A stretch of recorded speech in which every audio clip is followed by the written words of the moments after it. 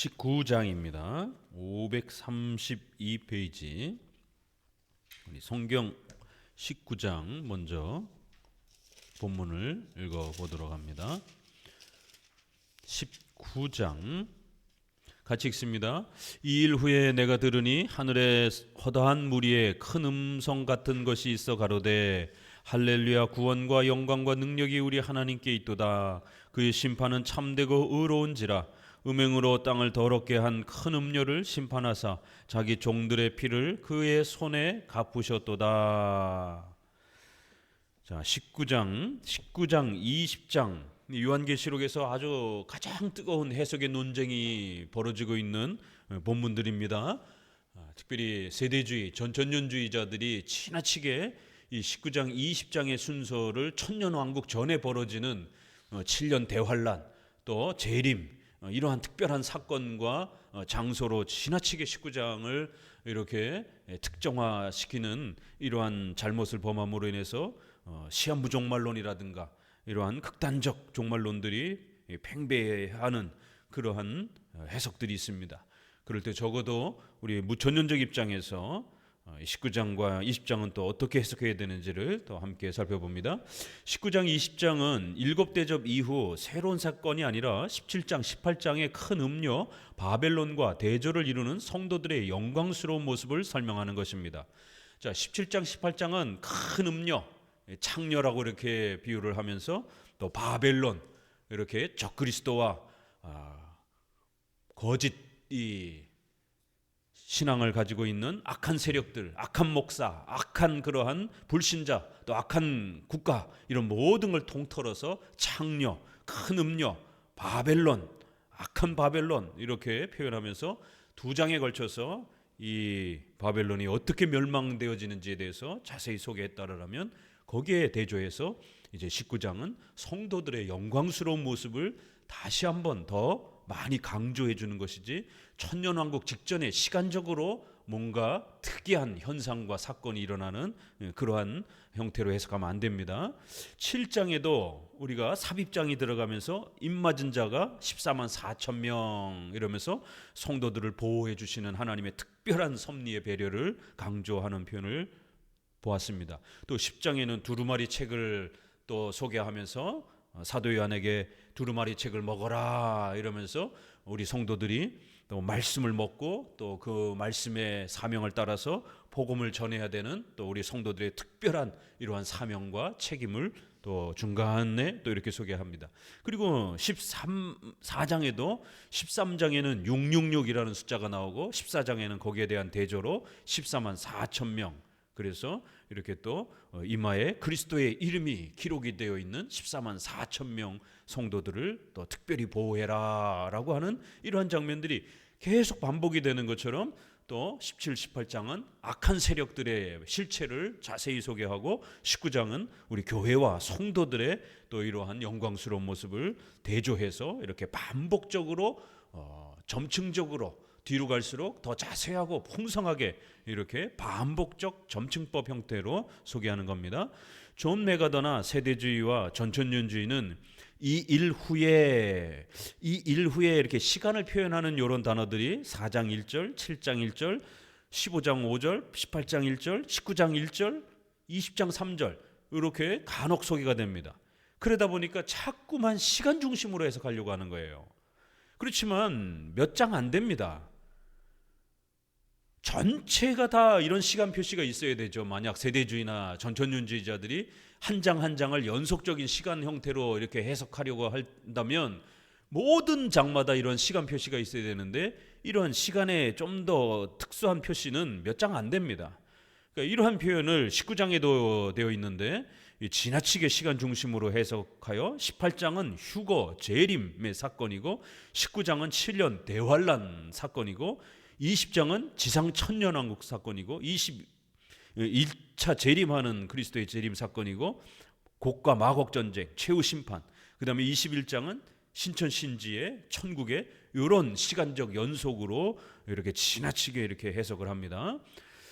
하지만 이 일 후에라고 하는 이 표현을 보게 되면 영어도 보면 after this thing 해서 그렇게 딱히 시간적 표현도 아닙니다. 메타 타우타 이렇게 해서 우리가 시간을 1시, 2시, 첫째 날, 둘째 날 이렇게 아주 구체적으로 숫자를 표현해서 시간을 이렇게 표현하는 것도 아닙니다. 그죠? 다음은, 그 다음은 이런 정도예요. 매 장마다 등장하는 것도 아니고 단지 7번 정도 사용됩니다. 그 의미도 헬러가 꼭 시간을 뜻하지 않고 그리고 나서 그 다음은 그냥 이렇게 문단을 이렇게 이어가는 하나의 이런 접속 문장입니다. 그리고 이런 것들 이렇게 자주 쓰는 것처럼 문장을 이어주는 접속사처럼 편하게 사용하기도 합니다. 헬라어는 특히 시간적 해석이 문제가 되는 것은 7대접으로 모든 악인들이 멸망했다고 말하는데 17장 18장은 바벨론이 새롭게 등장하여 또 멸망한다고 했고요. 19장 20장도 거듭 전쟁과 악인들이 재차 벌을 받는 장면이 소개가 나옵니다. 그러니까 우리가 크게 보아도 7대접에 3번씩 멸망했다는 사건이 나오고 또 17장 18장에도 바벨론이라고 하는 거대한 악의 세력이 멸망했다라고 나오고 그럼 19장 20장에도 또 멸망 얘기가 나오는데 도대체 멸망을 몇 번 해야 되냔 말이에요. 이거 시간적으로 해석하게 되면 하나님이 무능력한 심판자처럼 소개되어질 수 있는 위험한 해석이 나오기 때문에 시간 중심으로 해석하면 안 됩니다. 그러면 이 모든 악인들은 도대체 죽지 않고 어디서 계속 나오는 것인가? 무천년주의처럼 같은 내용을 여러 면에서 다양하게 추가하여 설명하는 것으로 해석하는 것이 훨씬 논리적이고 객관성을 유지할 수 있습니다. 세대주의와 전천년주의는 19장 20장을 시간의 연속으로 적용하여 휴거, 재림, 7년 대환란, 치상 천년왕국 이렇게 19장 20장을 너무 상세하게 해석을 합니다. 그러다 보니까 안 맞는 문장과 표현들이 부딪힐 때는 본인들도 난처해야 하는 거예요. 그래서 세대주의나 전천년주의 신약학자들이나 학자들끼리도 자기들끼리도 다 틀려요. 그러니까 통일된 해석의 어떤 기준도 없어요. 무천년주의는 그러나 우리 개혁주 입장에서는 교회 시대에 반복적으로 등장하는 교회의 고난을 상징적으로 묘사하는 것으로 해석하여 이렇게 각각의 세대주의와 전천년의 이러한 시간 중심의 해석, 우리 무천년의 이러한 전체 역사 중심으로 보는 반복의 이러한 주제로 보는 해석의 논쟁이 지난 2000년 역사 속에 끊임없이 지금까지도 있습니다.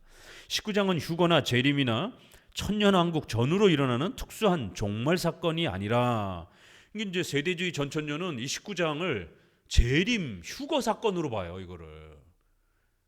그렇기 때문에 이제 문제가 된다라는 겁니다. 그러나 그런 사건이 아니고 앞에서 계속 언급했던 교회의 고난과 핍박에 대해서 성도들을 위로하는 말씀입니다.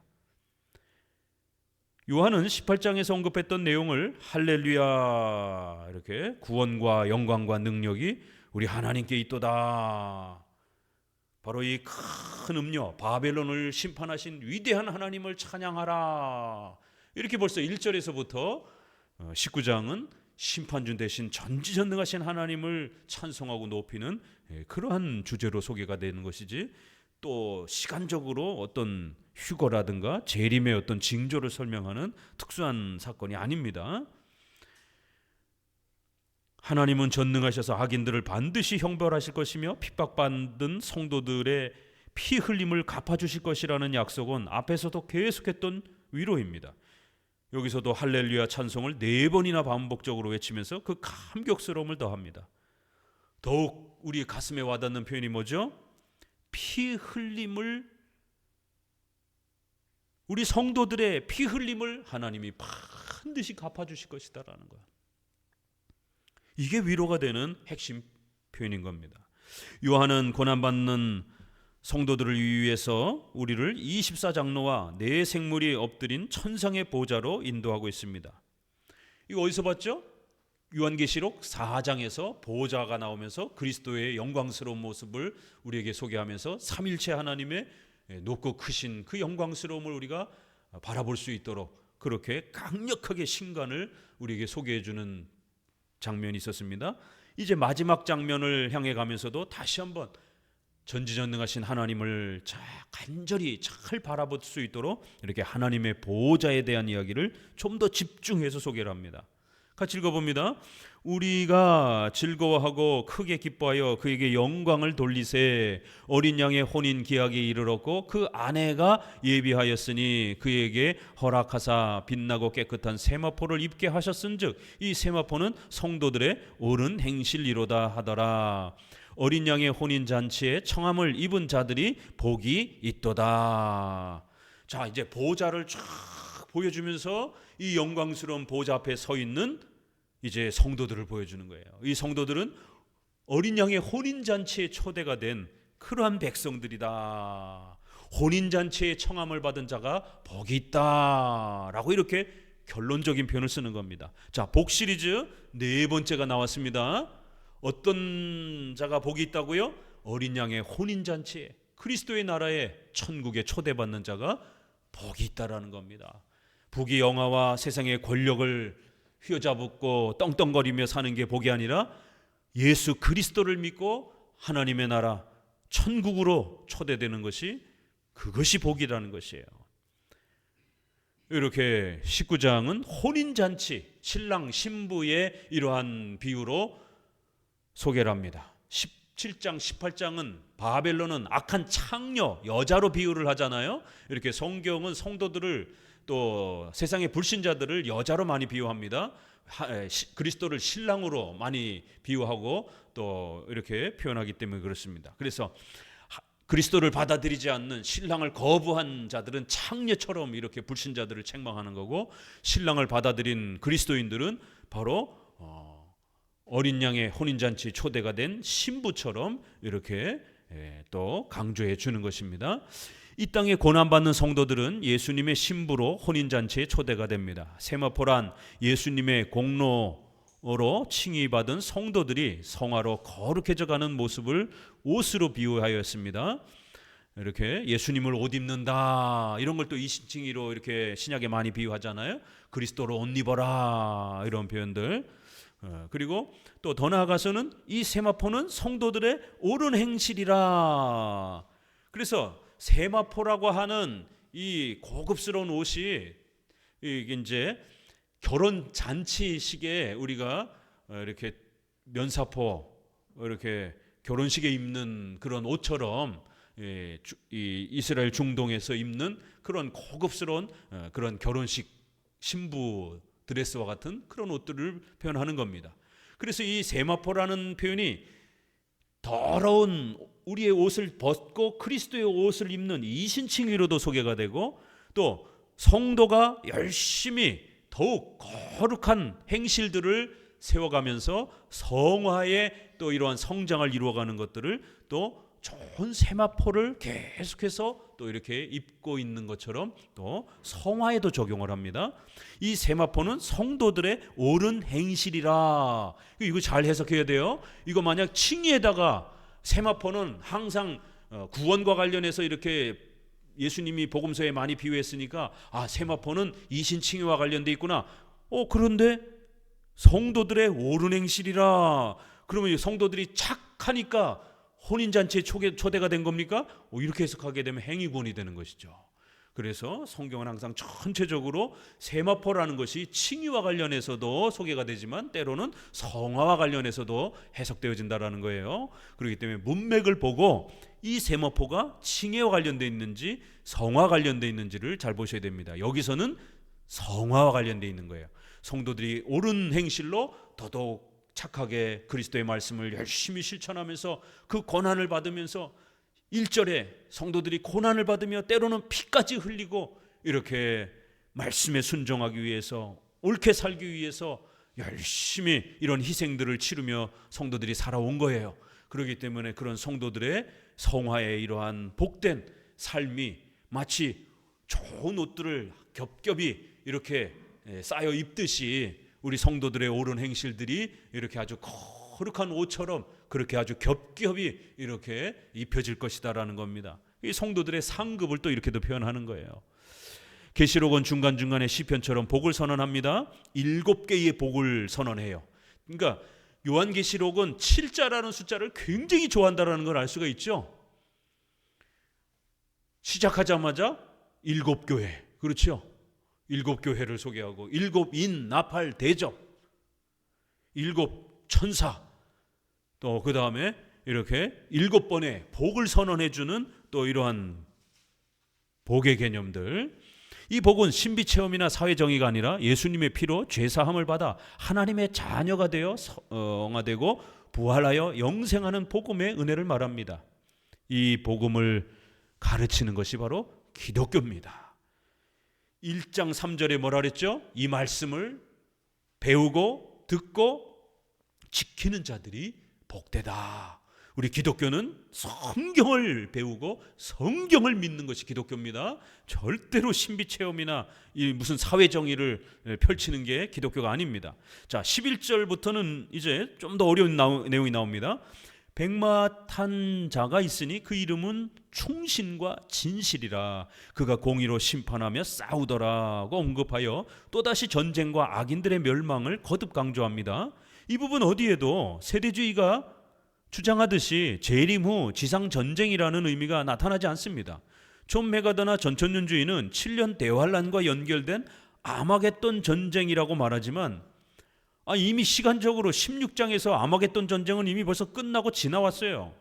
그런데 뭘 또다시 여기서 아마겟돈 전쟁을 언급하는 것도 어색한 것이고, 그럼 도대체 이 전쟁은 19장에서 백마탄 또 이러한 훌륭한 장수가 불신자들을 죽이는 이러한 또 전쟁은 무슨 전쟁이냔 말이에요. 그렇기 때문에 시간적으로 해석하면 안 된다라는 겁니다. 이들은 시간 중심으로 해석하면서 본인들 스스로 시간 순서를 지키지 않고 논리가 맞지 않기 때문에 시간을 역행하여 16장으로 돌아가는 오류를 범한 것입니다.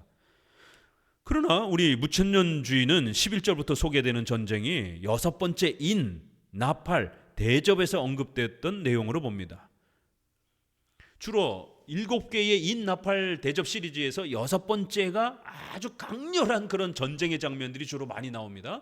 그렇기 때문에 그 6번째의 인나팔 대접의 그 환란의 전쟁 모습을 다시 더 세부적으로 강조한 겁니다. 왜냐하면 앞부분에서 인나팔 대접할 때는 몇 구절 설명이 안 되거든요.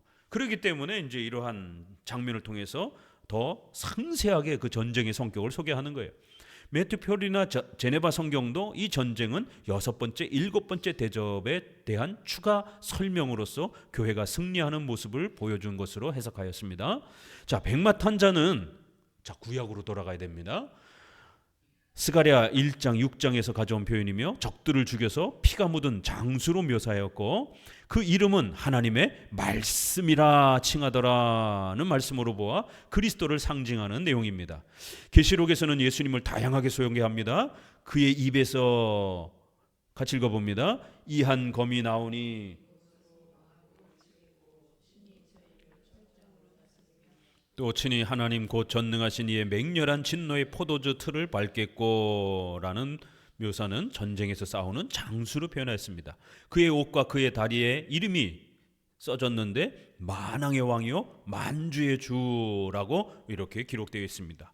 그래서 어떤 천사, 또 천사 같은 어떤 사람, 이런 분들이 단순히 천사일 수도 있고, 그러나 이렇게 특별성을 표현하면서 주님 이렇게 연결될 때는 예수 그리스도로 이렇게 해석하는 겁니다.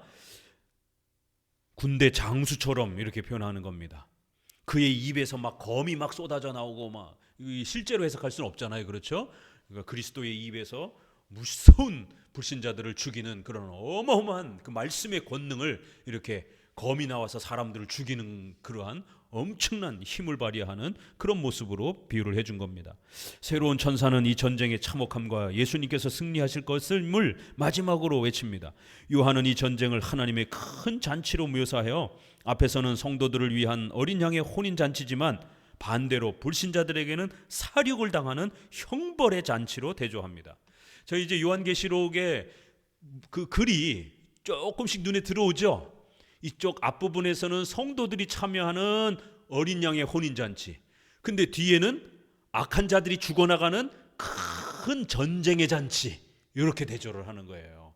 그렇게 해서 666, 14만 4천 이렇게 또 서로 대조를 이렇게 해가면서 선명하게 이렇게 신앙과 불신앙의 차이를 보도록 이번에는 잔치 비유로 혼인잔치와 전쟁의 형벌잔치로 이렇게 또 대조를 합니다. 최후 심판 전에는 항상 사탄과 악한 영들과 예수님과 교회 사이의 영적 싸움이 지속될 것입니다. 하지만 악의 무리들은 짐승이 잡히고 그 앞에서 이적을 행하던 거짓 선자도 함께 잡혔으니 이는 짐승의 표를 받고 그의 우상에게 경배하던 자들을 이적으로 미혹하던 자라. 이 둘이 산채로 유황 불붙는 못에 던지우고 그 나머지는 말탄 자의 입으로 나오는 검의 죽음에 모든 새가 그 고기로 배불리우더라. 이렇게 악한 목사들은, 거짓 선지자들은 어떤 능력이 있다고요? 이적과 기사를 행하는 능력이 있다라는 겁니다. 왜요? 사탄이 그들에게 그런 힘을 줬기 때문에. 그래서 이러한 신비주의, 은사주의를 행하는 겁니다. 그래서 사람들의 관심을 빼앗고 사람들을 미혹하는 거예요. 그냥 말로만 하면은 유혹이 안 되는 거죠. 신비로운, 신기한 어떤 일을 행해야 사람들이 와 하고 거기에 마음을 빼앗기게 되는 겁니다. 이렇게 이적으로 미혹하던 거짓 선지자, 악한 목사들, 종교 지도자들, 이런 자들을 모아서 불붙는 그 못에 던질 거라는 거예요. 그리고 새들이, 독수리들이 날아와서 그들의 살점을 뜯어먹을 것이다라는 겁니다. 그리하여 새들이 배불리 먹는 거대한 잔치가 될 거라는 거예요. 우리가 앞부분 이 14장에도 포도주 틀에다가 악한 자들을 거두어 가지고 지져 밟아 가지고 그 피가 300km씩 흘러갈 정도로 어마어마한 심판의 그 무서움을 표현하는 걸 봤습니다. 자, 그런데 19장에서는 큰 사륙의 잔치가 열릴 거라는 거예요. 전 세계의 모든 독수리들아 다 몰려들어와라. 너희들이 이제 아주 배불리 먹을 때가 되었다. 악한 불신자들의 살점을 뜯어먹으라는 거예요. 9개의 종류의 악한 불신자들을 소개합니다. 왕들의 살과 장군들의 살과 장사들의 살과 말들의 살과 그것을 탄 자들의 살과 자유인들과 종들의 살과 작은 자나 큰 자나 모든 자들의 살점을 뜯어먹어라. 독수리들아, 아주 실컷 배불리 먹어라. 큰 자나 작은 자나 부자나 권력 있는 자나 떵떵거리고 살았던 모든 불신자들, 그들의 살점을 뜯어먹으라는 거예요. 9종류의 악한 자들을 이렇게 소개를 합니다. 얼마나 무시무시한 하나님의 심판을, 이렇게 새들이 그 살점을 죽을 때까지 뜯어먹는, 그리고 또 나머지는 유황 불붙는 그 무적행에다가 그렇게 집어던지는, 지옥에다가 집어던지는 벌을 받는 것입니다. 자, 20장 한번 본문을 읽어봅니다.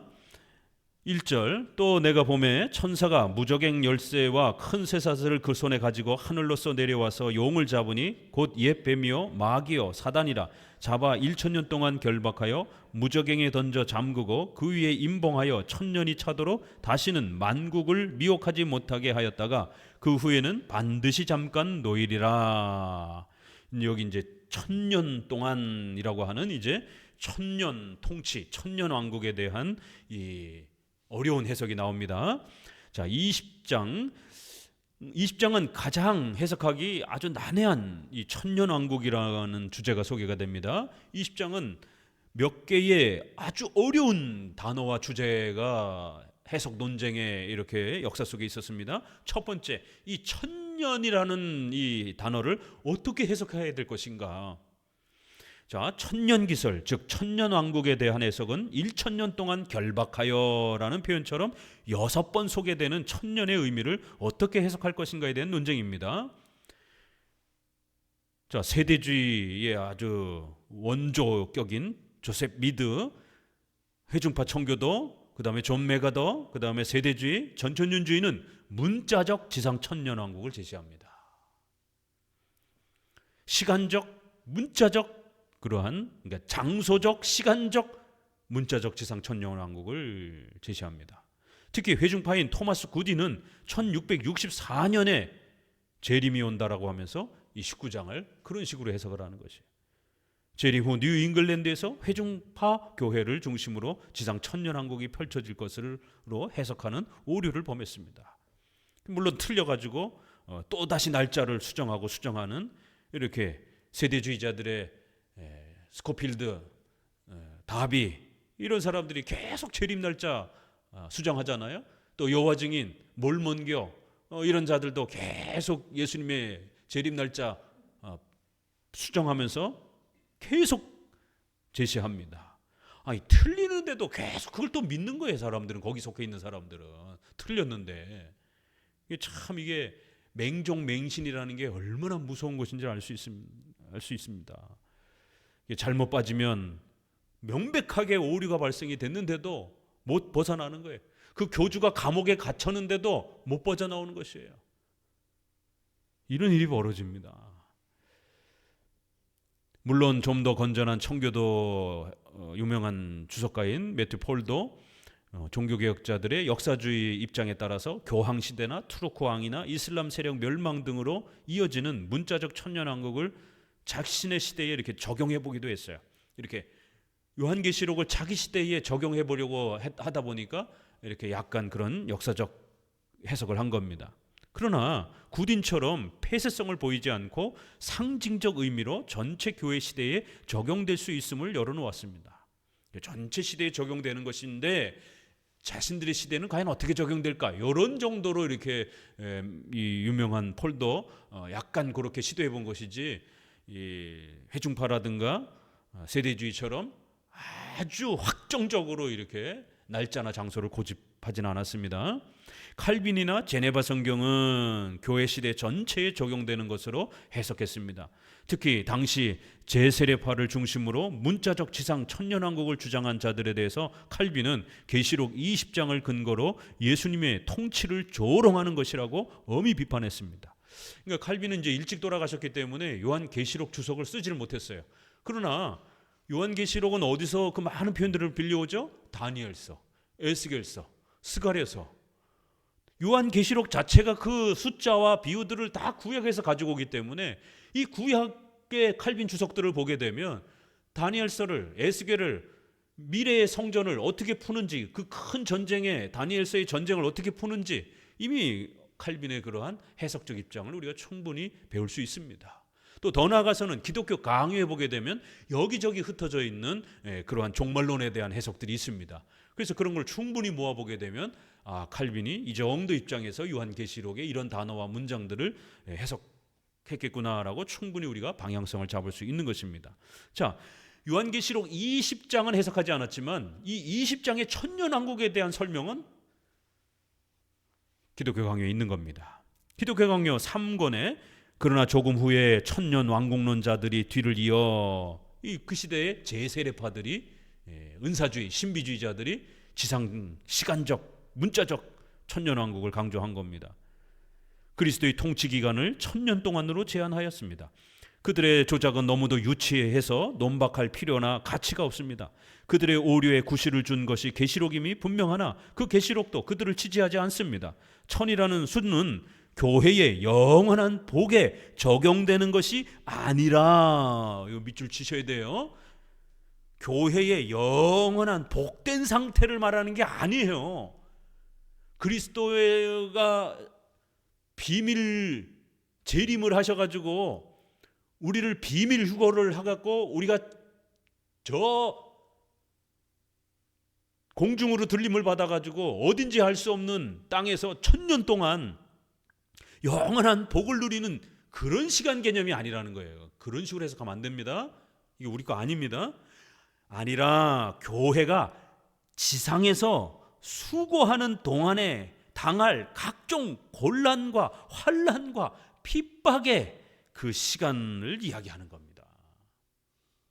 오히려 환난을 떠나서 영원한 1000년 동안의 어떤 복을 누리는 시간대를 말하는 게 아니라 오히려 이 땅에서 교회 생활하면서 성도들이 고난받는 그러한 전체의 교회 시대를 말하는 겁니다. 도리어 성경 전체는 선택된 자들의 복이나 악한 자들의 벌이 영원하다라고 선언합니다. 천년 동안만 복을 누리는 게 아니에요. 성도들은 영원히 복을 누리는 겁니다. 그렇기 때문에 천년으로 제한하면 안 된다라는 거예요. 하나님의 자녀들이 내세의 생명의 기업을 향유하는 기간을 천년이라고 하는 사람들은 자기들이 그리스도와 그의 나라에 얼마나 큰 비난을 던지고 있는지를 알지 못한다. 그리스도를 무능력한 분으로, 하나님을 무능력한 신으로 그렇게 소개하게 된다는 거예요. 아니 왜 천년만 성도들을 돌봐주냐라는 거예요. 영원히 돌봐주셔야지 왜 천년 동안만 통치하냐 이거예요. 그렇기 때문에 그리스도의 통치를 이렇게 시간적으로 제한해서 설명하면 안 된다라는 겁니다. 자, 요한은 지금까지 7인 나팔 대접으로 설명했던 하나님의 주권적 섭리 역사를 20장에서는 한 장으로 전체를 요약하여 보충 설명하는 겁니다. 한눈에 딱 볼 수 있도록 전체를 요한계시록의 그냥 요약본이에요. 여기가 천사가 무저갱 열쇠와 큰 쇠사슬로 용을 잡으니 곧 옛뱀이요 마귀요 사단이라는 말씀처럼 사탄을 잡았다라고 시작합니다. 이 무저갱이라는 표현은 앞에서 언급한 것과 또 다른 것이 아닙니다. 계속 무저갱이 여러 번 반복되잖아요. 이미 9장 2절에서도 무저갱의 열쇠를 받았더라 그러면서 사탄이 활개를 치면서 교회를 핍박하는 이런 장면, 11장 8절에서도 무저갱으로부터 올라온 짐승이, 17장 9절에도 장차 무저갱으로부터 올라와 라고 반복적으로 표현한 단어입니다. 그럼 도대체 무저갱으로부터 몇 번을 올라와야 되는 겁니까? 그러니까 이런 것도 시간적으로 해석하면 안 되는 거예요. 계속 사탄의 그런 활개치면서 그 힘으로 성도들을 핍박하고 지저밟고 성도들을 죽이고 피 흘리게 만드는 그러한 권세와 모습을 이렇게 마치 지옥에서 풀려난 그래서 아주 마음껏 행동하고 돌아다니고 있는 이러한 사탄의 모습으로 이렇게 표현한 겁니다. 사탄에 대한 표현도 구약과 신약 전체를 모두 대표하는 용어를 20장에서는 전부 사용하여 그 정체성을 더욱 뚜렷하게 드러냈습니다. 제네바 성경은 1, 2절의 상황은 1세기 그리스도의 초림으로 이루어진 사탄의 패배를 의미하는 것으로 해석하여 20장 내용을 초림 이후 재림까지에 펼쳐지는 전체 교회 역사의 섭리 흐름으로 설명합니다. 그래서 1, 2절에 사탄이 풀려나가지고 성도들을 교회를 막 핍박하는 이 장면 속에 이제 그리스도께서 골고다 언덕에서 십자가에 못 박혀 죽으시는 그 장면까지 포함이 되는 것이죠.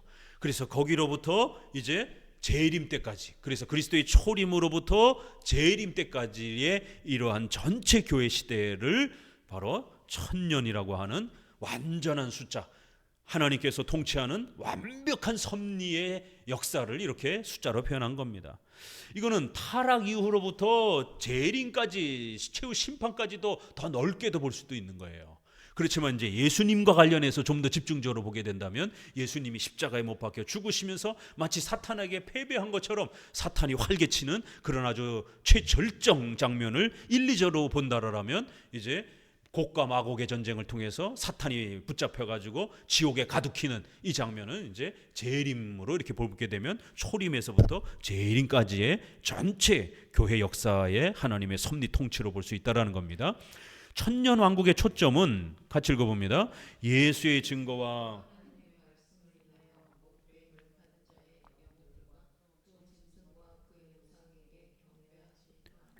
이마와 손에 그의 표를 받지도 아니한 자들이 살아서 그리스도로 더불어 천년 동안 왕노릇 하니라는 말씀입니다. 자, 여기 우리가 계속 배웠던 내용 또 나옵니다. 증거와 말씀을 지키다가 성도들이 고난받고 핍박을 받는 거예요. 은사 체험하고 무슨 사회정의 이런 활동하다가 핍박받는 게 아니고 말씀, 교리, 성경을 배우고 믿고 지키려고 하다가 고난을 받는 바로 그런 성도들이 하나님의 도우심과 보호를 받는다라는 거예요. 우상에게 경배하지 아니하고 그 악한 666 이러한 불신앙적인 행동에 그런 불신앙적 제도, 불신앙적인 법, 불신앙적인 그러한 정치 행위 이런 거에 참여하지 아니하고 교회를 지키려고 애쓰고 희생했던 우리 성도들이 하나님의 통치와 보호를 받을 거라는 거예요. 어떤 특정한 장소나 시간의 문제가 아니라 앞서 계속 성도들을 위로하였던 것처럼 말씀과 교리를 사랑하는 성경 신앙을 지키며 악의 표가 되는 죄악된 행동들을 하지 않으며 영적 싸움을 살아가는 성도들이 그리스도의 보호와 통치를 받는다는 약속은 고난받는 성도들에게 가장 큰 위로가 됩니다. 어디인지도 모를 지상왕국과 언제부터 시작될지도 모르는 천년을 문자적으로 주장하는 이 세대주의나 전천년주의의 오류는 천년 통치의 나머지 날에 대해서는 예수님이 관여하지 못한다는 문제와 천년왕국에 들지 못한 사람들은 어디서 무엇을 하고 지내는지에 대한 해석에 난제가 발생합니다. 왜냐하면 이 천년왕국에 들어가는 자들이 누구냐 도대체. 그러면 이게 문제가 되는 거예요. 예수님을 믿고 세례를 받은 사람들은 모두 다 들어가야 될 것 아니겠어요? 그런데 이제 남는 자들이 형성이 된단 말이에요. 이 천년왕국 역사에 이렇게 보게 되면, 설명해 보게 되면. 그래서 까딱 잘못하면 세대주의자들처럼 남는 자들은 이제 7년 대환란을 거쳐가면서 또 열심히 나름대로 또 선행을 하고 이러면 공로주의가 되는 거예요. 행위권이 되는 겁니다. 그러니까 그나마 건강한 전천년주의자들도 이 천년왕국에 먼저 들어가는 자들을 모두가 다 들어간다 이렇게 설명하는 사람들도 있고요, 일부만 들어간다 이렇게 또 말하는 사람들도 있고, 그러면 일부 못 들어가는 사람들은 최후 심판 때까지 환란을 겪으면서 견뎌야 된다. 그럼 이 사람들은 왜 못 들어가느냐? 명목상 신자다라는 이런 식이 되는 거예요. 열심히 신앙생활하지 않았던 사람들, 그럼 이 사람들이 신자예요? 신자가 아닌 거예요. 이 회심준비론에 대한 또 이 오해가 또 벌어지는 거예요. 제대로 준비하지 못한 자들 뭐 이런 식의. 그럼 얼마큼 준비해야 천년왕국에 바로 들어가는 겁니까? 그럼 오직 예수 그리스도를 믿고 고백하는데 성화에 있어서 좀 연약했다고, 준비를 좀 철저히 못했다고 그러면 천년왕국에 못 들어가게 되면 이거 행위구원으로 빠집니다. 이게. 그렇기 때문에 이게 구원론으로 또 연결되면 굉장히 심각해지는 거예요. 그래서 이 천년왕국을 시간과 장소에 특정하면 안 된다라는 겁니다.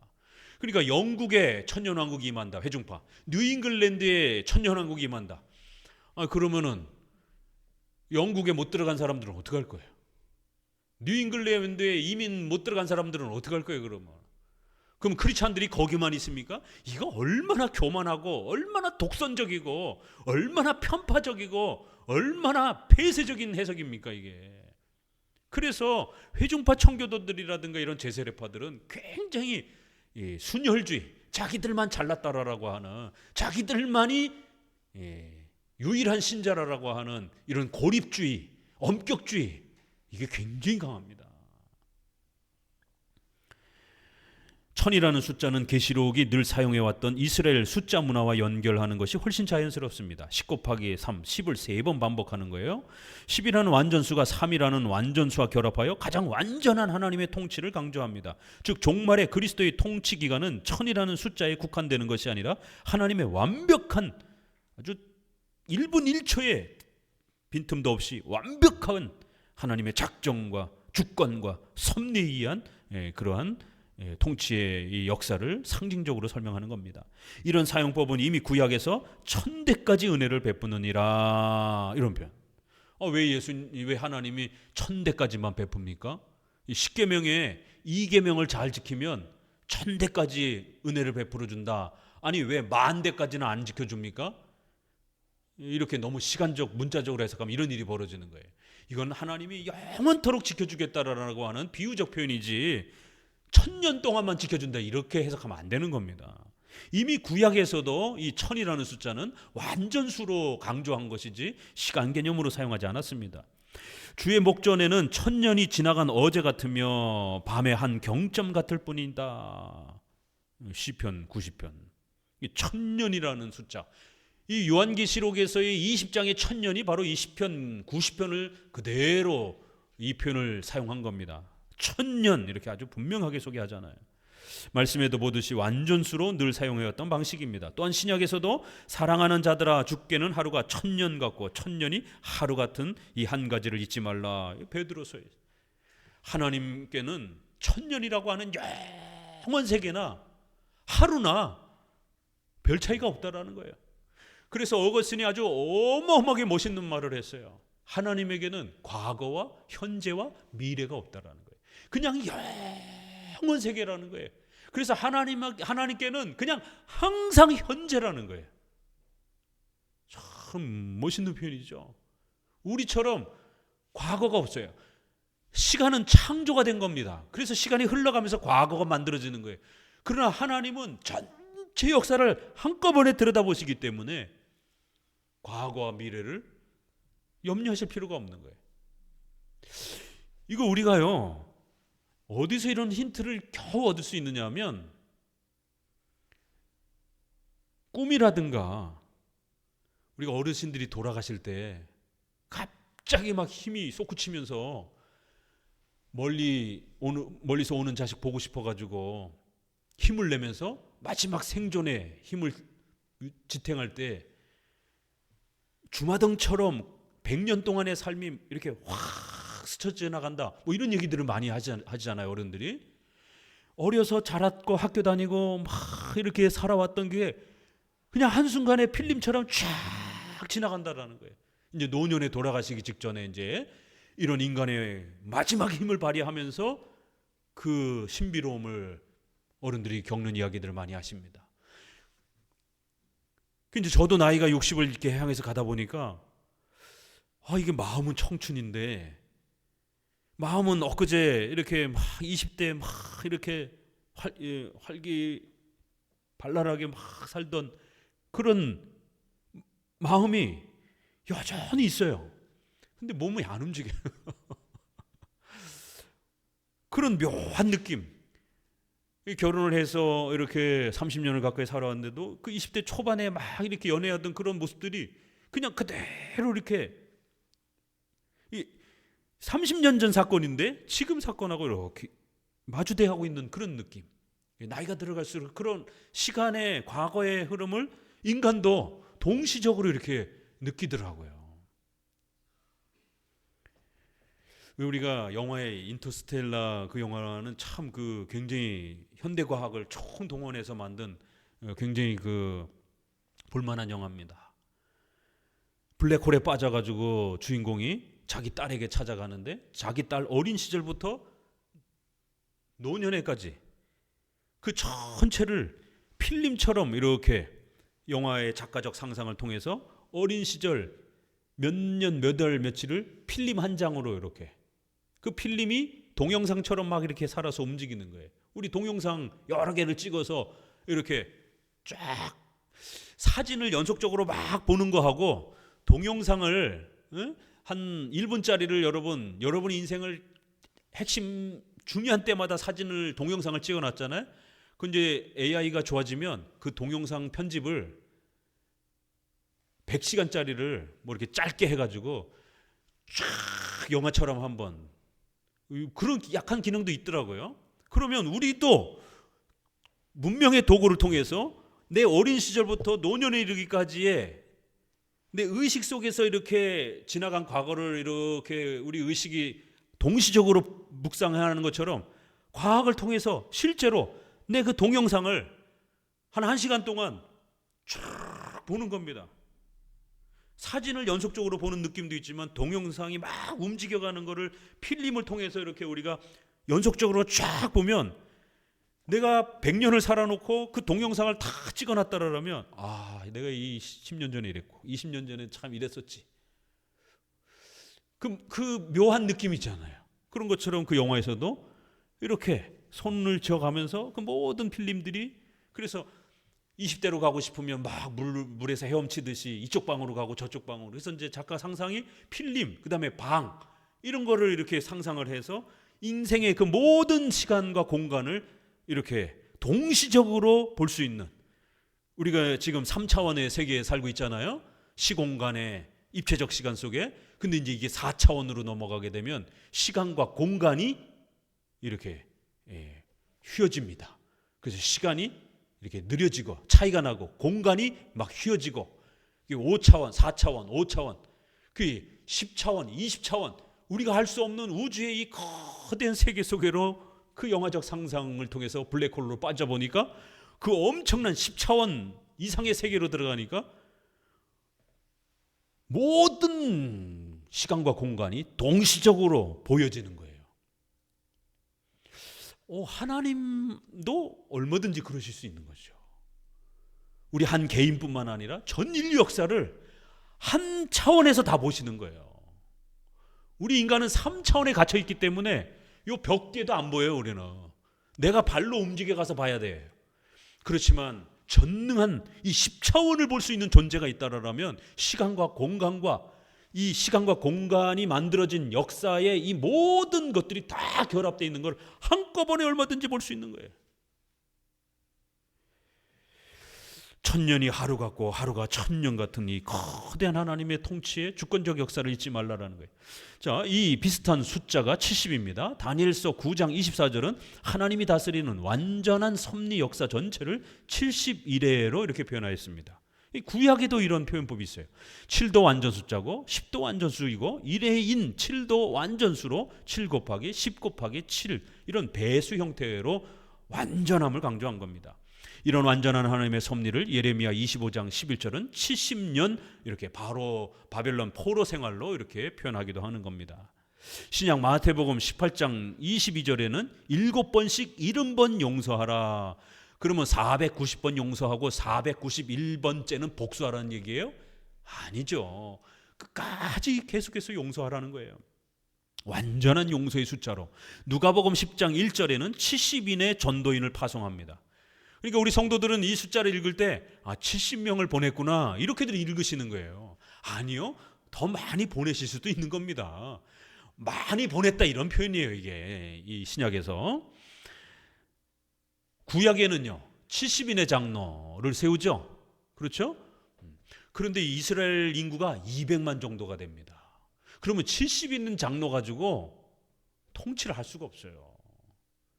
여기 성남시만 해도 100만 인구인데 성남시의 모든 행정, 시청, 구청 이 관리하는데 얼마나 공무원들이 많습니까? 근데도 우리는 뭐 접수하면 늦어가지고 몇 달을 기다리고 뭐 얼마나 시간이 많이 지체가 됩니까? 근데 그 200만에 대한 이 모든 행정과 통치를 70명이 다 감당한다고요? 그 사람들 잠 못 잡니다. 그렇게 되면. 그러니까 훨씬 더 많은 숫자가 있는 거예요. 그러나 그 완전하게 통치했다라는 것을 이렇게 이스라엘 통치가 부족하지 않도록 완벽한 이러한 장로들이 충분한 장로들이 세워져서 이스라엘 백성들을 통치했다 이렇게 설명해 가는 것입니다. 뭐 70명이라고 이렇게 해석해도 뭐 틀린 건 아니에요. 그러나 항상 이렇게 70이라는 숫자는 완전수를 항상 성경에서 강조합니다. 그래서 하나님의 작정, 섭리, 완벽한 하나님의 주권적 통치를 이렇게 7, 70, 1000 이런 상징적 숫자로 즐겨 사용하는 겁니다. 자, 두 번째 해석 논쟁이 있어요. 천년왕국의 두 번째 논쟁은 이 첫째 부활에 참여하는 자들은 복이 있고 거룩하도다. 둘째 사망이 그들을 다스리는 권세가 없고, 같이 읽어봅시다. 도리어 그들이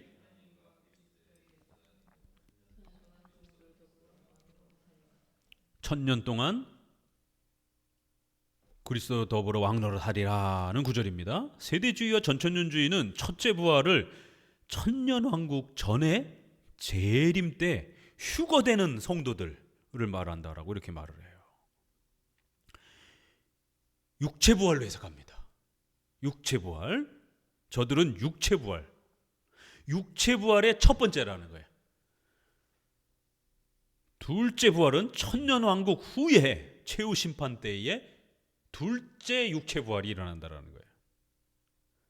당연히 첫째 사망도 천년왕국 전 육신의 사망, 둘째 사망은 최후심판 때 발생하는 사망으로 해석합니다. 자, 그런데 재밌는 거는 첫째 부활은 있는데 둘째 부활은 있어요, 없어요? 없어요. 둘째 사망은 있는데 첫째 사망은 있어요, 없어요? 없어요. 계시록이 묘하게 표현해놨어요. 첫째 부활 이렇게 표현을 해놓고 둘째 사망 이렇게 표현을 해놨어요. 이런 게 성경의 기록 스타일이라는 거예요. 일일이 다 말하지 않고 이렇게 두 표현을 보게 되면 첫째 부활, 둘째 부활도 우리가 생각할 수가 있는 거예요. 왜? 둘째 사망이 있으니까. 또 둘째 사망이 있으니까 첫째 사망도 우리가 생각해 볼 수가 있는 것이에요. 자, 그러면 그걸 어떻게 표현할 것인가? 이렇게 성경은 낱낱이 이렇게 장황하게 표현하지 않고 어떨 땐 줄여서 또 어떨 때는 이렇게 반복적으로 이러한 표현법들이 있는 겁니다. 자, 그럼 우리 무천년 입장에서는 첫째 부활을 제네바 성경 주석처럼 육신의 죽음 이후 중간기 상태의 천국에 있는 성도들, 영혼이 완전한 상태에 이르렀잖아요. 그렇죠? 여러분 죽으면 어디로 가요? 예수님 인성에 계신 바로 거기가 지금은 천국이에요. 그걸 중간 상태, 완전 상태가 우리가 아직 아니니까 육신은 썩어지지만 영혼은 완전히 거룩하게 되어 그리스도께로 나아가는 겁니다. 이걸 중간 상태라 그러는 거예요. 자, 그렇기 때문에 육체 부활 개념은 아니에요. 육체는 썩어져서 죽는 겁니다. 영혼이 거룩하게 되어 그리스도께로 나아가는 거예요. 중간 상태에 있는 성도들, 또 이 땅에 살아있는 중생한 성도들, 즉 영적 부활로 해석하고, 자, 이 땅에 살아있는 성도들은요, 중생을 통해서 거듭난 신자이잖아요. 죽음에서 살아난 거예요. 영혼의 새 생명을 부활로 우리 개혁주의는 해석합니다. 육체 부활이 아닙니다.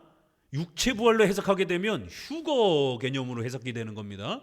그러나 우리는 육체 부활이 아니라, 육체 부활은 최후 심판 때 단 한 번 일어나는 겁니다. 두 번 발생하는 게 아니에요.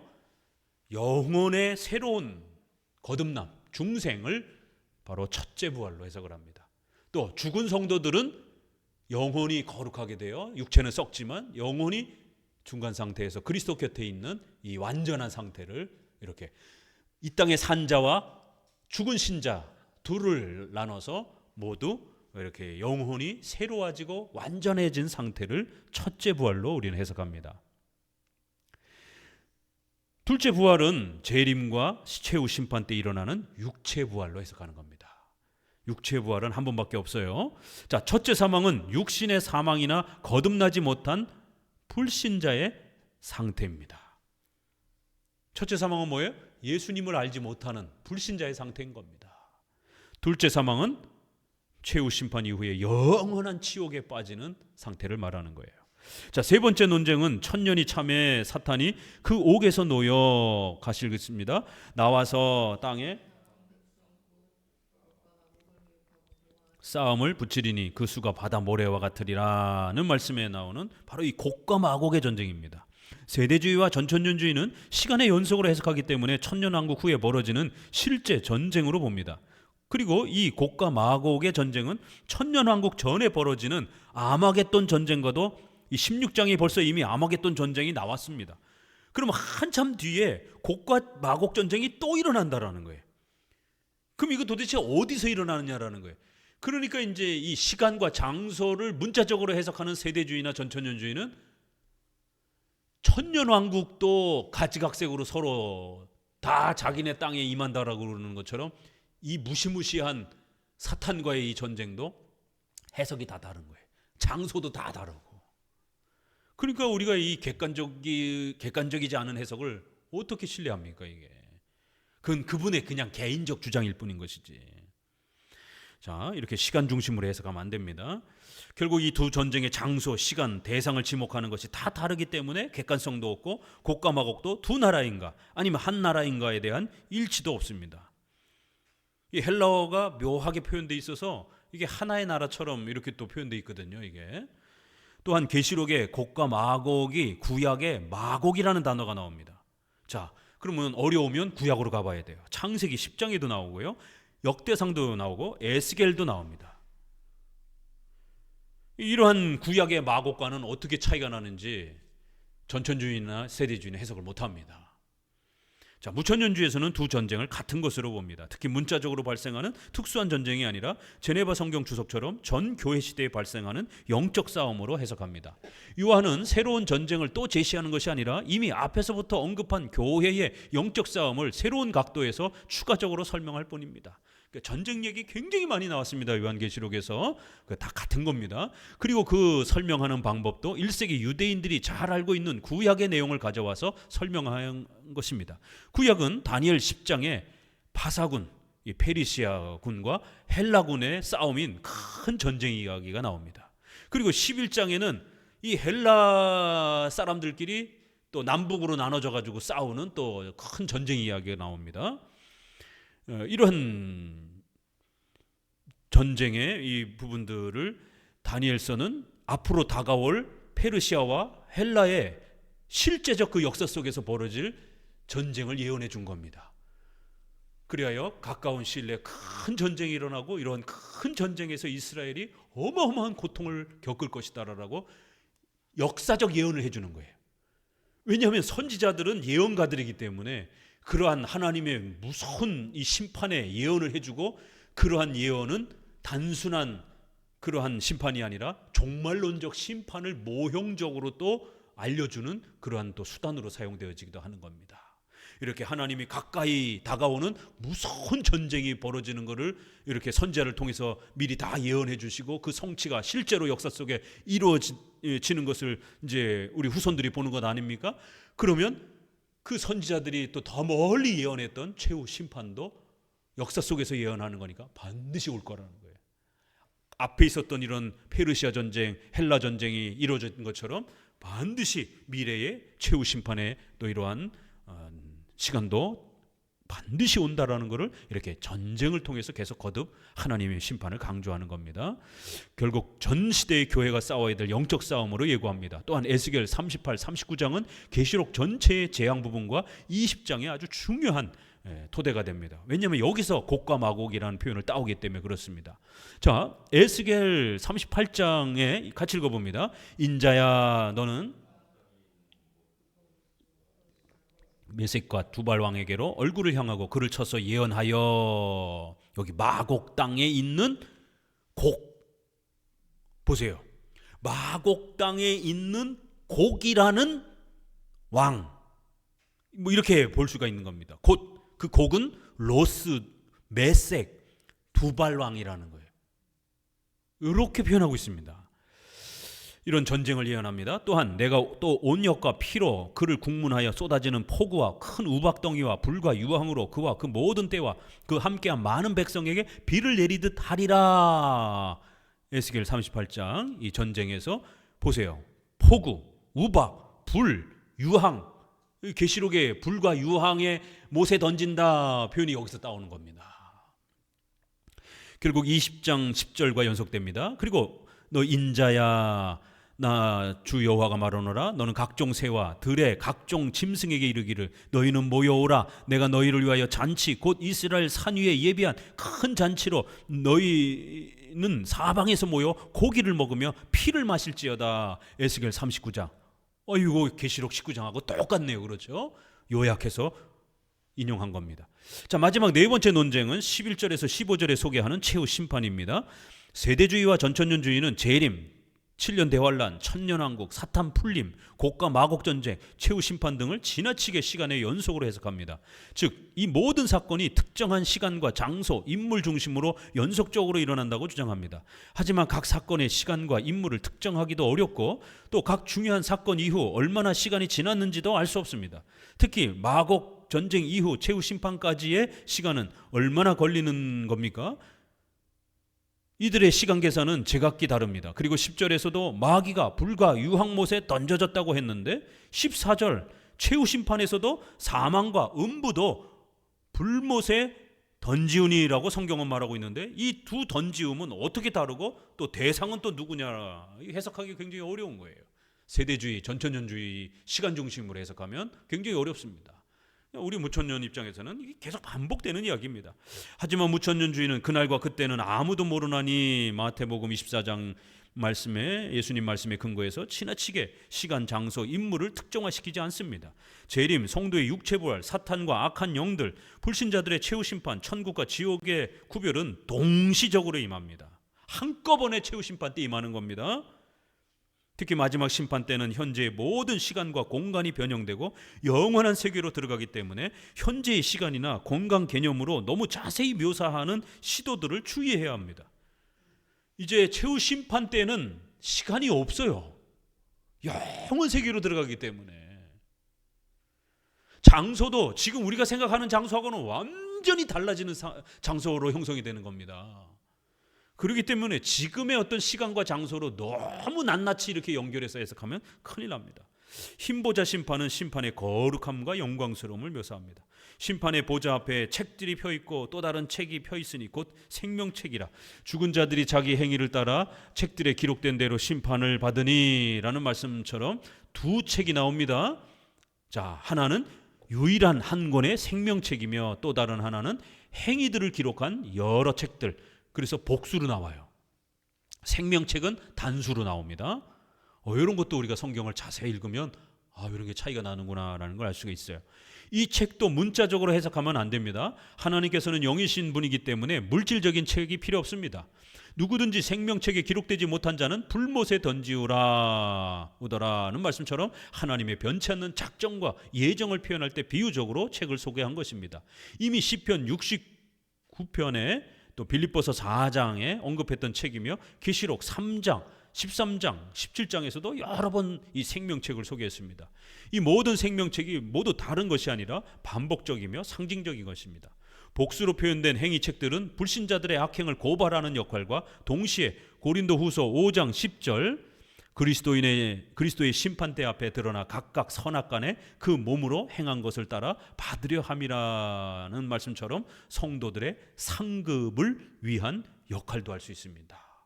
그래야 우리의 말 한마디, 행동 하나하나 전부 다 물을 것이다 라고 이렇게 예수님이 또 최후 심판 때의 모습을 소개하기도 합니다.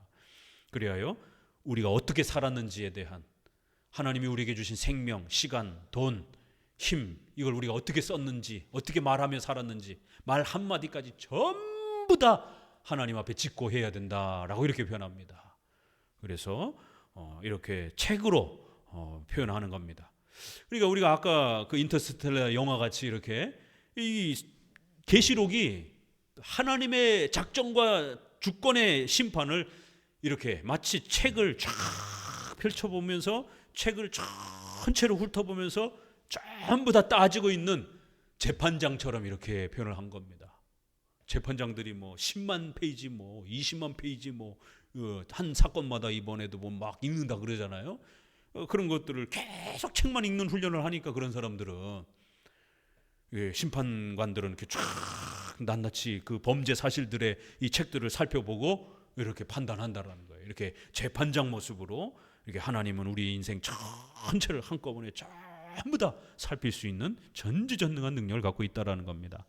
자, 21장 본문 성경 읽어봅니다. 또 내가 새 하늘과 새 땅을 보니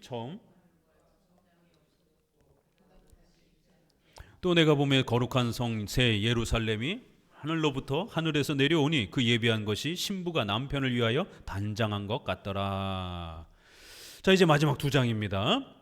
마지막 두 장은 좀 쉽습니다. 21장, 22장은 새 하늘과 새 땅이라는 천국을 소개합니다. 세대주의와 전천년주의는 이 부분을 지상 천년왕국으로 해석하여 20장 천년왕국 모습과 모순을 일으킵니다. 아니 20장도 지상 천년왕국이라고 그러고 또 21장도 또 천년왕국이라는 거예요. 그러면 자기네들끼리 그러면은 도대체 천년왕국이 두 번 임하는 겁니까? 그러면 이런 혼란이 벌어지는 거예요. 왜냐하면 시간적으로 최후 심판까지 이미 다 지났는데 다시 21장에 천년왕국이 오는 것처럼 해석하기 때문입니다. 이 때문에 이 그룹에서조차도 시간적으로 지상 천년왕국이라고 하기도 하고, 다른 또 사람들은 20장에서 계시록은 끝나고 부록으로 천년왕국을 추가 설명한 것이라고 주장하여 서로 통일성을 이루지 못하고 있습니다. 무천년주의는 이 부분도 앞에서 설명했던 천국 설명을 보충적으로 더 상세히 소개하는 것으로 봅니다. 이 부분에서도 이미 언급했던 천국과 지옥 모습이 재현되기 때문에 또 다른 새로운 사건으로 해석하면 안 됩니다. 천국만 소개되는 게 아니라 지옥도 소개가 돼요. 이 21장, 22장에서. 그렇기 때문에 이 시간의 연속으로 해석하면 안 된다는 겁니다. 이미 앞부분에서 천국과 지옥의 모습을 많이 소개했잖아요. 이제는 아주 한 장으로 많이 소개를 하는 겁니다. 종말론은 최후 심판도 중요하게 다루지만 천국도 신중하게 다룹니다. 다만 신비주의자들이 입신하여 천국과 지옥 간증을 제시하는 것은 비성경적인 개인 경험이기에 주의해야 합니다. 성경은 천국을 너무 침묵하지도 않고 반대로 너무 상세하게 표현하지도 않고 적절한 범위만 소개합니다. 우선 새 하늘과 새 땅 이렇게 소개하는 구절에 이제 해석 차이가 있는데요. 루터와 제세례파 등은 우주가 완전히 소멸되어 새롭게 만들어지는 소멸론을 주장을 합니다. 이게 왜 중요한 종말론의 차이가 되느냐면요, 우리가 사는 의식주와 관련된 가정, 국가, 사회 이러한 모든 부분들이 다 불태워져 가지고 없어져 버린다는 거예요. 그렇게 되면 성도들이 이 땅에 살아가는 동안 의식주와 관련된 이 생활의 책임을 등한시하게 됩니다. 어차피 썩어질 것, 어차피 없어질 것, 이런 인식들, 이원론적인, 우리 찬송가에 그런 찬송가들이 이게 경건주의에서 불려지는 찬송가입니다. 이 더러운 세상, 이 풍진 세상, 더럽고 악한 풍진 세상, 이렇게 세상을 무조건적으로 더러운 걸로만 취급하나, 빨리 죽어 천국에 가겠네, 이런 천국과 관련된 그 찬송가들 보세요. 대부분 이 땅은 더럽고 악한 세상이고 이제 곧 주님을 만나러 천국 가겠네, 이렇게 전부 다 이원론적 이 세계관을 다룹니다. 일반 은총을 존중하지 않아요. 성도들의 의식주와 관련된 가정, 국가, 교회, 이러한 성도들의 문화생활, 이런 부분들을 십계명에 맞춰서 바르게 건강하게 열매를 맺는, 그래서 그 열매를 하나님께 드리는 이러한 소중함을 강조하지 않습니다. 그저 교회와 신앙만 강조하고 이 세상에서의 그런 모든 문화와 이러한 삶은 더럽고 악한 것인 것처럼, 빨리 버려야 되는 것처럼, 빨리 떠나야 되는 것처럼, 이렇게 극단적 대립으로 설명을 하는 겁니다. 루터와 제세례파는 이 땅에서의 그러한 삶의 이 의식주를 싹 없어지는 것으로, 소멸론으로 종말론에서도 주장을 하는 거예요. 그래서 루터도 이신칭의만 강조하잖아요.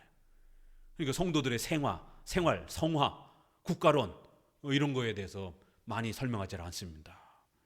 자, 칼빈과 장로교도들은 예수님의 육체 부활에서 질적으로 다르지만 여전히 기존의 몸이 연속되었고 기존의 우리의 삶이 연속이 된다는 거예요. 성도의 육체 부활도 신령한 몸으로 연속성을 가지고 있기 때문에 신령한 아주 완벽히 새로운 몸으로 봤지만 그러나 지금과 동일한 몸이라는 거예요. 질적으로는 변화되지만 지금의 우리의 이런 의식주의 이러한 열매들이 연속성이 있다라는 거예요. 우리 몸이 연속성이 있는 거예요. 천사처럼 기체로 바뀌는 게 아닙니다. 우리의 동일한 몸으로 변화될 겁니다.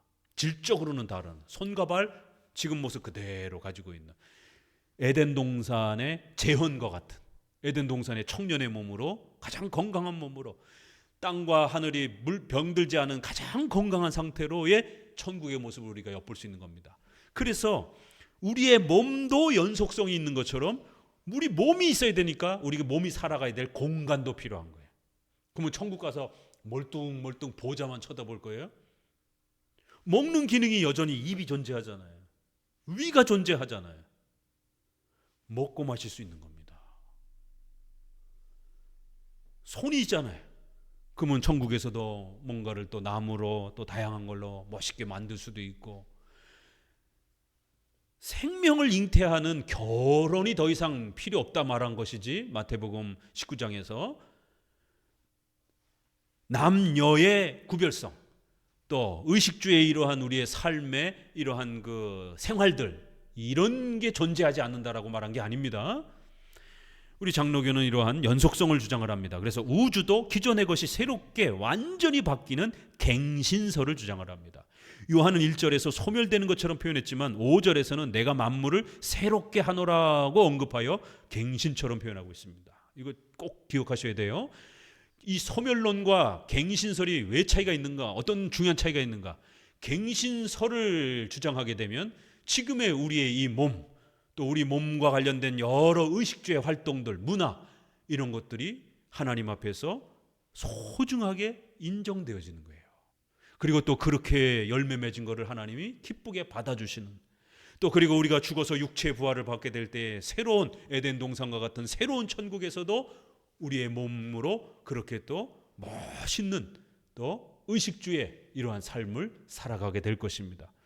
그렇기 때문에 이 땅에서의 의식주의 삶을 연습으로써 최선을 다해서 천국의 의식주의 삶을 미리 연습하는 것처럼 그렇게 하루하루를 최선을 다해서 사셔야 되는 겁니다. 의식주를 더럽고 악하다라고 막 집어던지고 그렇게 막 등한시하면 안 되는 것입니다. 거룩한 성 예루살렘이 하나님께로부터 하늘에서 내려오니라는 모습도 지나치게 문자적으로 해석하면 안 됩니다.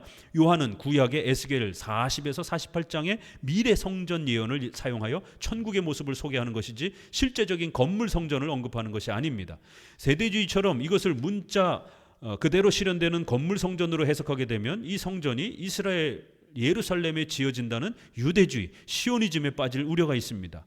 오히려 요한은 하나님의 장막이 사람들과 함께 있음에 라고 언급하여 문자적 성전 개념을 넘어서고 있습니다. 즉 한 번은 성전이라고도 하고 한 번은 성막으로 천국 모습을 구약과 연결시켰습니다. 그러면 새 예루살렘이 성전이에요, 성막이에요? 이게 다 표현하고 있는 거예요. 구약에서는 마치 천국이 가나안 땅, 성막, 성전으로 표현된 것처럼 구약의 그러한 천국 모습을 그대로 끌어다가 천국 모습을 이렇게 비유적으로 설명하는 겁니다.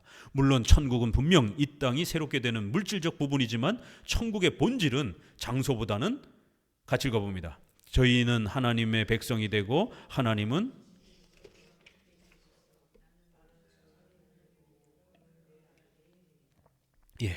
이거 어디서 많이 읽었죠? 은혜 언약. 아브라함에게 주셨던 창세기 17장 7절 8절에 바로 하나님 우리 아버지가 되시고 우리는 하나님의 자녀가 된다라고 하는 이 이신칭의를 통한 예수 그리스도를 통한 하나님의 자녀가 되어 영생을 얻으며 천국에 살게 될 거라고 하는 이 은혜 언약이 요한계시록의 결론인 겁니다. 이렇게 천국의 모습의 본질로 소개가 되는 거예요.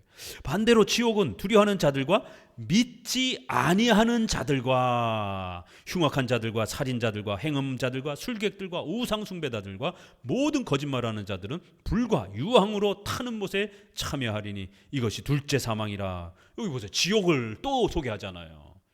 즉 불신앙 때문에 하나님과 분리되는 것이 가장 큰 형벌입니다. 여기서도 이미 앞에서 마친 둘째 사망을 다시 언급합니다. 이 재앙은 7대접을 가지고 마지막 7재앙을 담은 7천사 중 하나가 나와서 21장 19절에 7대접 얘기가 또 나오는 거예요. 이렇게 반복적인 것이지 그럼 7대접이 다시 시작되는 겁니까? 시간적으로 해석하게 되면 그럼 맞지가 않잖아요. 그러니까 이 심판을 7대접을 가지고 7재앙을 담았던 그 7천사 중 하나가 나와서 이 불신자들을 지옥에 가두는 이런 심판을 행하더라는 거예요.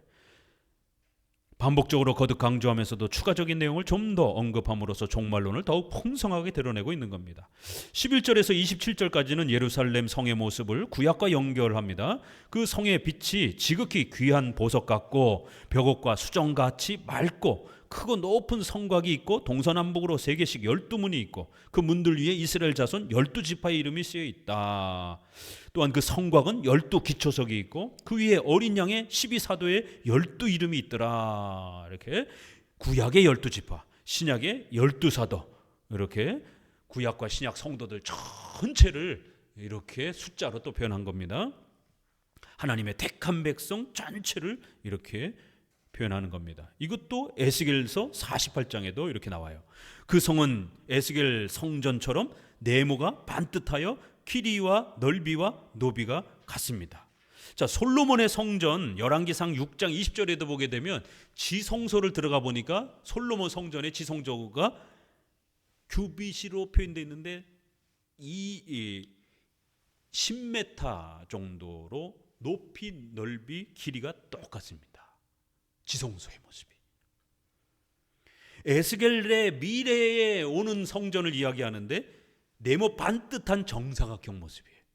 근데 요한계시록에서도 이렇게 성전을 이야기하는데 네모 반듯한 정사각형. 이렇게 길쭉한 거 좀 멋있어 보이지 않잖아요. 그러니까 공간도 이렇게 네모 반듯해야 예쁘잖아요. 그러니까 공간을 가지고도 완전 모양을 이렇게 표현하는 거예요. 숫자로도 완전수를 표현하지만 하나님의 완벽한 통치와 역사가 이루어지는 천국의 모습을 가장 완벽한 공간이라는 것을 이렇게 또 정사각형 모습으로 소개합니다. 그 성은 1200스타디온이며 성곽은 144규빗으로 소개가 됩니다. 자, 성은 정사면체이며 우주로 쭉 뻗은 형태로 길이와 넓이가 높이가 동일한 형태로 소개가 됩니다. 자, 네모 반듯한데 어느 정도라고요?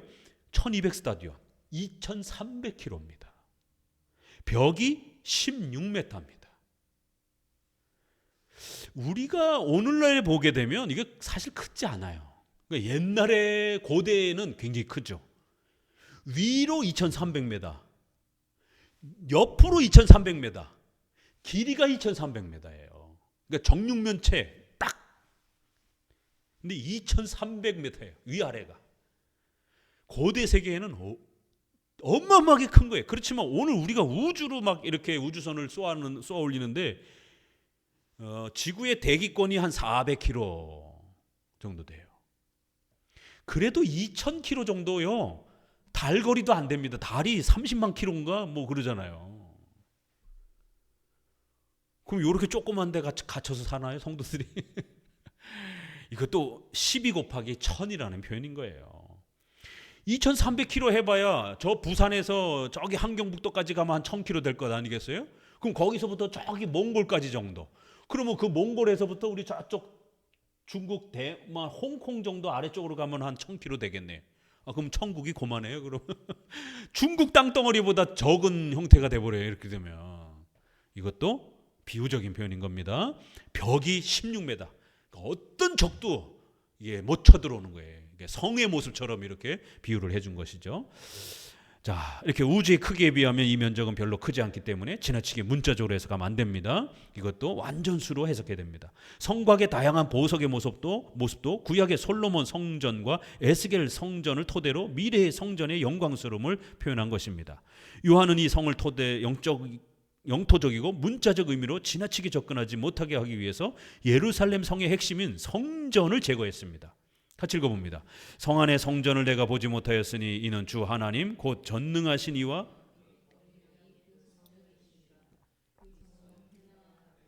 비침이 쓸데없으니 이는 하나님의 영광이 비치고 어린 양이 그 등이 되심이라는 말씀을 보면 가장 중요한 성전이 없어요.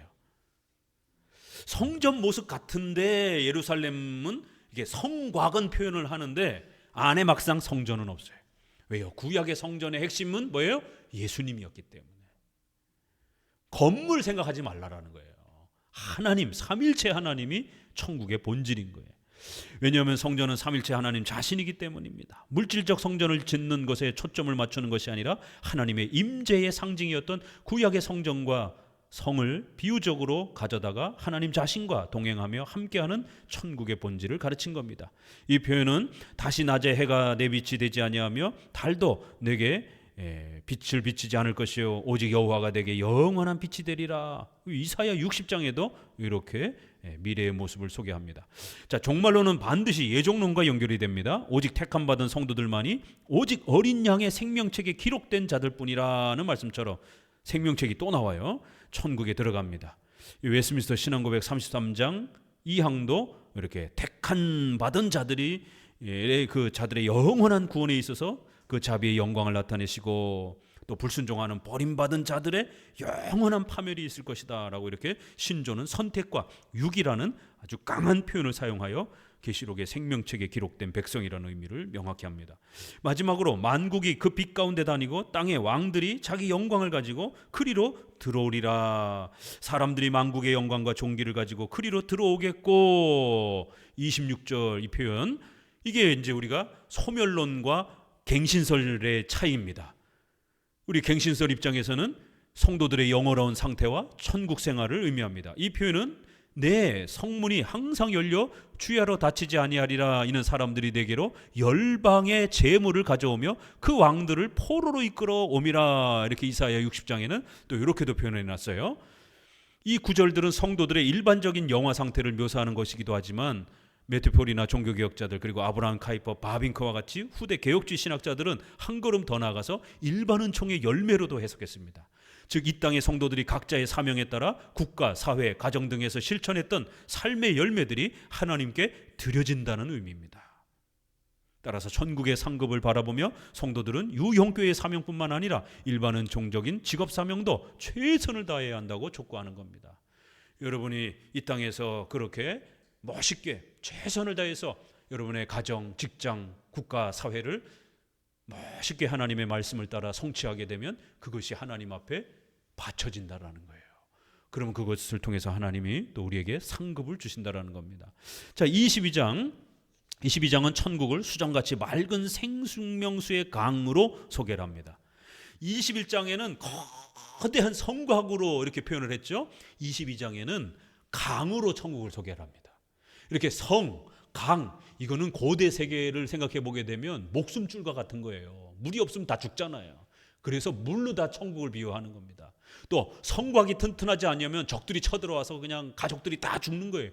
그래서 아주 가장 강력한 벽이 16m나 되는 위로 2300km나 되는 그런 엄청난 성으로 이렇게 천국을 비유하는 겁니다.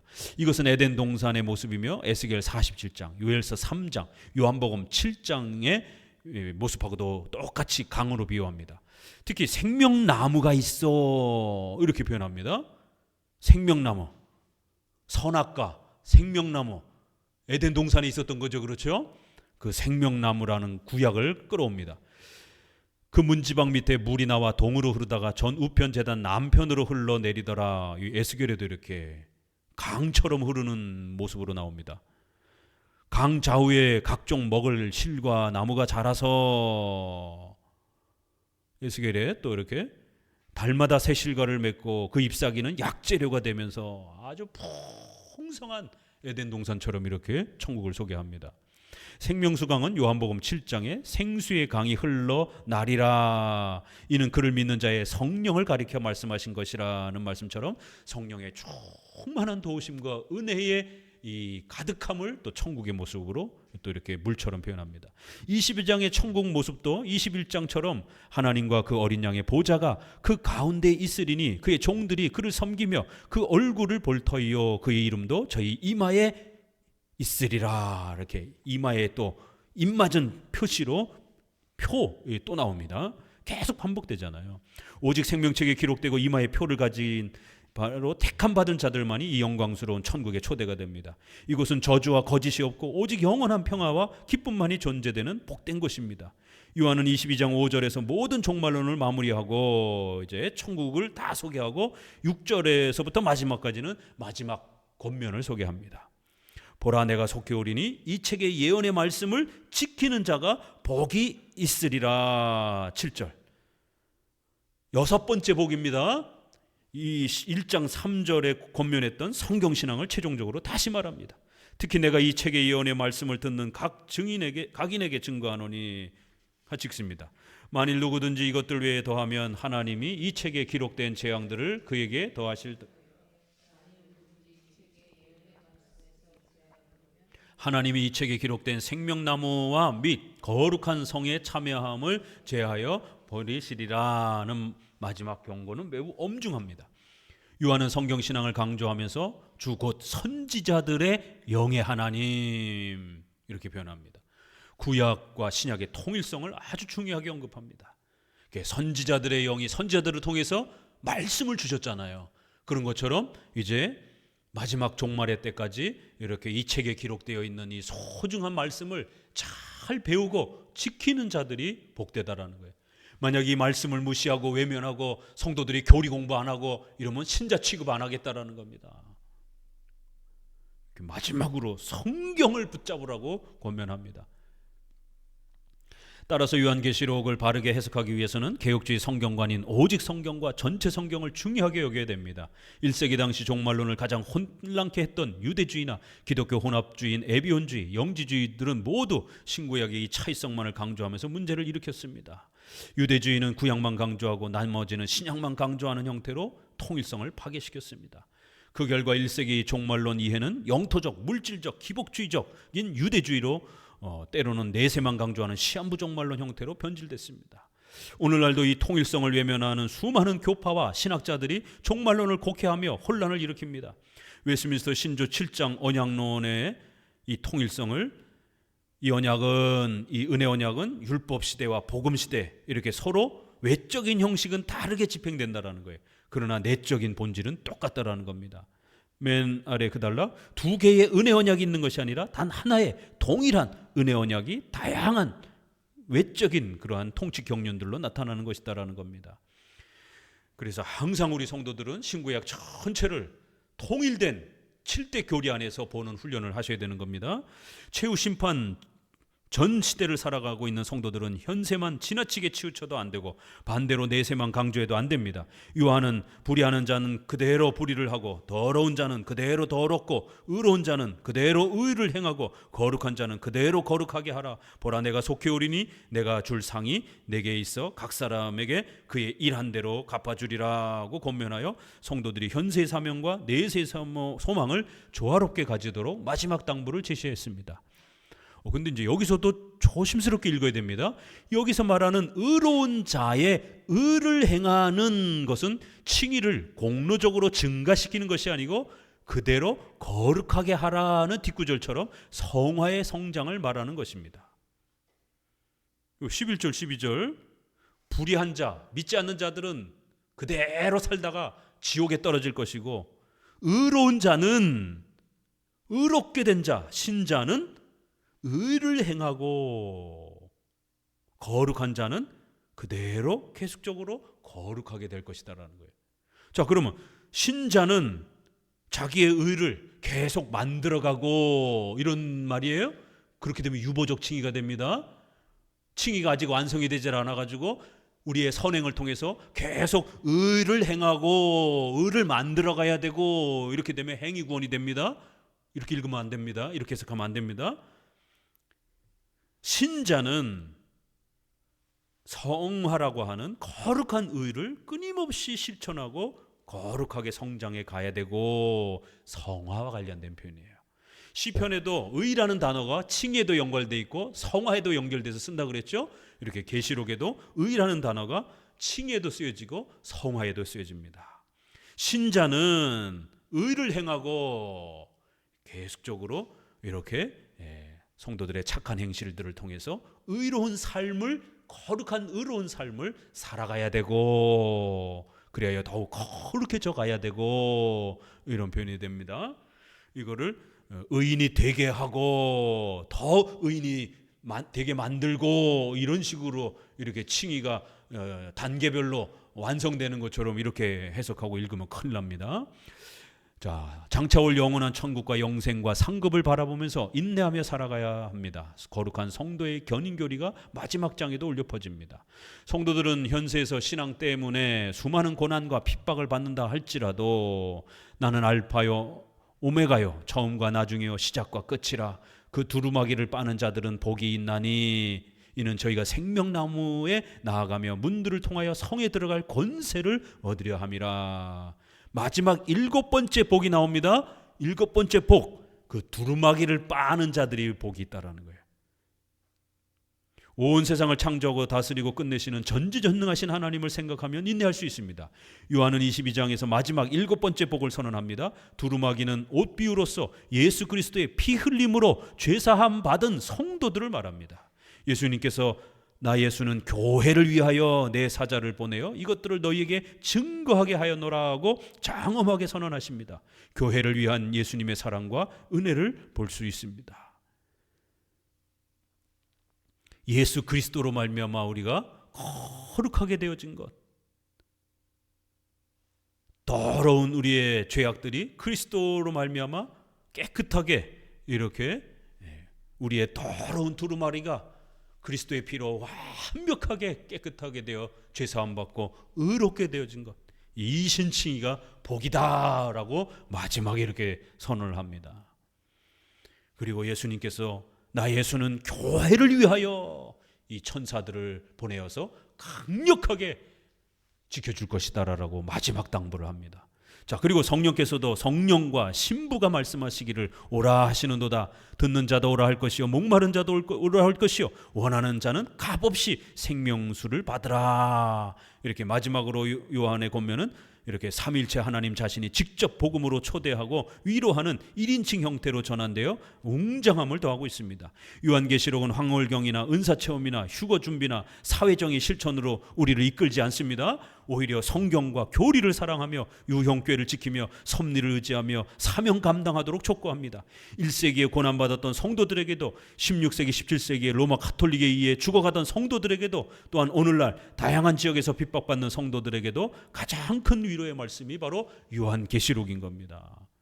우리 마지막 구절, 이 마라나타라고 하는 이 표현 구절만 다시 한번 읽어봅니다. 20절 읽어봅니다. 이것들을 증거하시니가 가라사대 내가 진실로 속히 오리라 하시거늘 아멘. 주 예수여 오시옵소서.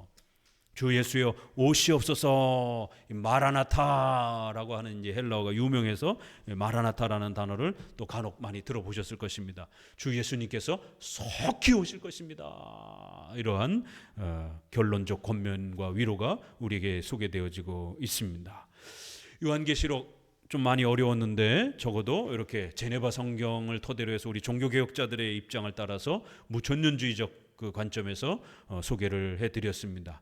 이렇게 요한계시록을 마지막으로 신약 전체를 마쳤습니다. 고생하셨습니다. 수고하셨습니다.